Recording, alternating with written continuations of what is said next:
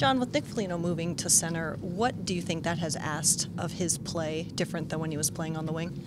Well, there's a lot more responsibility, especially away from the puck.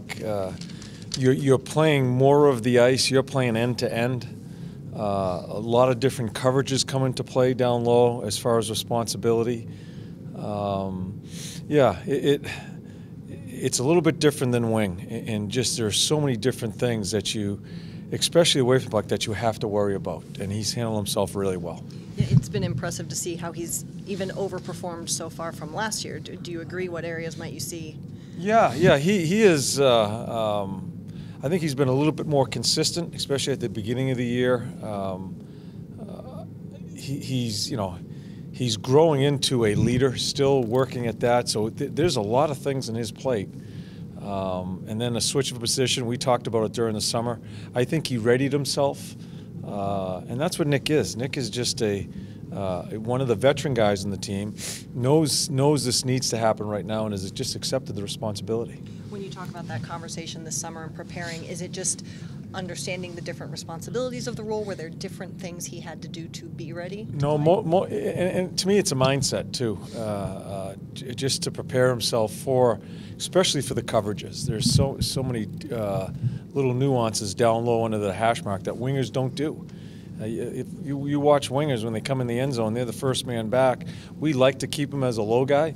They're running out of there. They want nothing to do with it because there's a lot of things to worry about. So, yeah, I think Nick prepped himself that way.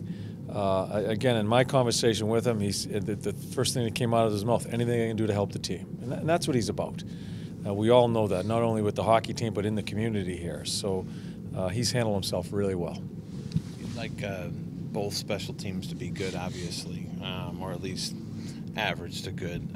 But if you had to pick one that was struggling, would you rather have like a power play that's struggling and then have your penalty kill be good? I don't even look at it that way. Which one I want struggling? We're trying to get ours. The penalty killing's been really good.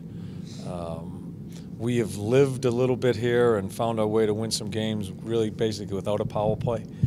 I think it hurt us in the Tampa game, especially that game there, those close scoring games.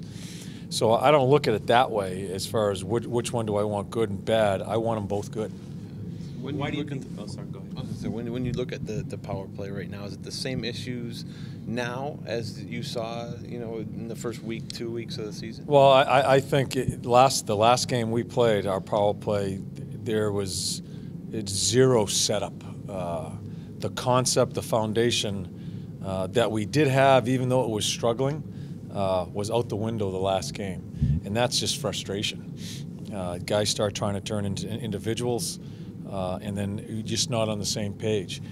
We had a very extensive meeting today before we went on the ice, as far as explaining roles, explaining the concept, and hopefully we'll get something done here. Are you surprised as well as you guys did on the power play last year that it's been a struggle this year for you?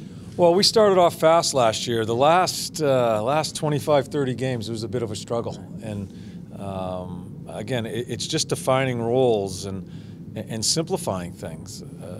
Just talking about shooting pucks. Very rarely are we even looking to take shots from the middle of the ice. And we got a pretty good guy there in Z who can open himself up, change angles, just to get some shots down to the blue. It just seems like the rule of thumb is we need to make 3 seam passes before we take a shot. And that has to stop. We're just going to have to try different people. Do I want to do that? No. Do we want to panic? No. We're not panicking here, but I just don't want people getting stubborn and not understanding the coaching. Brad Larson does a ton of work with this.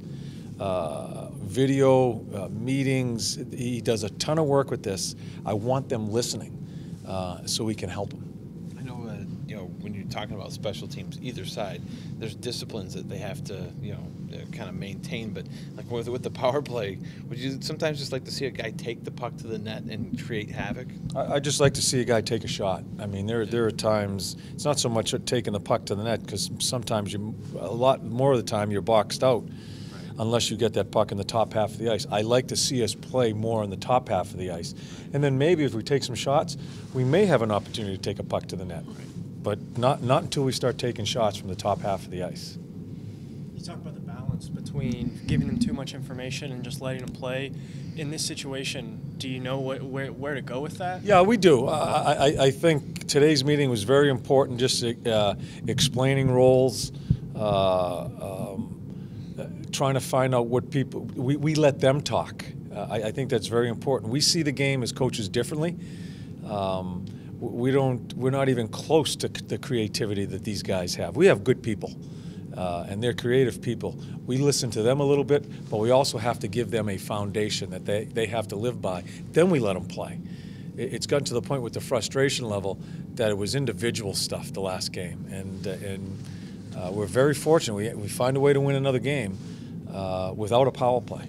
John, you talked about the role at the point on the power play. What's the ask of the person playing pivot or the middle there in the? That is a support mechanism on our power play. Wherever the puck is, we need him close. The way teams kill and pressure where the puck is, we need to try to get him to outnumber in a situation where it can be a quick little release to him, try to get some people off of who had the puck and maybe give it back to him, or maybe even just chip it back to the point. The guy in the middle on a 1-3-1 is a very important part of it, is a support guy to be close so we can use you as an out. Kind of a quarterback a little bit. What's that? Kind of like a distributor, a quarterback. Well, I wouldn't call him the quarterback. Z's our quarterback, but just a guy that it's a release valve because there's so much pressure coming in different angles at these guys with the puck, the way teams kill now, that we need to get people around the puck. It's just a support person that we can use to try to release some pressure.